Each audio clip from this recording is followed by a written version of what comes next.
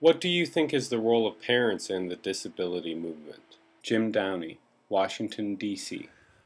Parents of children with disabilities have a lot of roles. Ultimately, if the child is born with a disability, then they have to initially provide health care,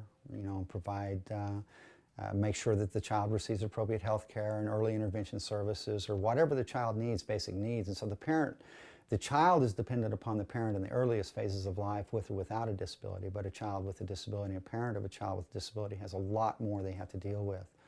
And Ed recognized this, and he knew that parents were key to this. Parents, the roles they play numerous roles, but ultimately, just as without a child or with a child without a disability, a parent, they mentor their child, they raise their child, they discipline their child, they provide and help the child with their ambitions and their motivations, and it's just like any other child, except you have these extra responsibilities of being a parent of a child with disabilities that you have to deal with, which is the medical providers and the educational providers, and you seem to have to fight at every turn for something. Somebody's telling you no, or no, you can't have it, or you don't deserve it, or you don't qualify for it, or your child's not eligible for it, or you're not eligible for it.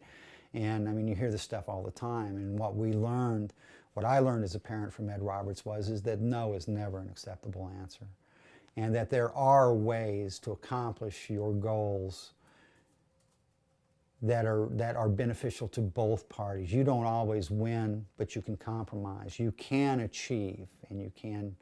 And he taught parents that we didn't have to accept what was being presented to us. We didn't have to accept the diagnosis from the doctor that said, you won't ever be able to do anything. We didn't have to accept the determination of vocational rehabilitation services that we were too disabled or that our child was too disabled to benefit from programs and services. You don't have to accept that.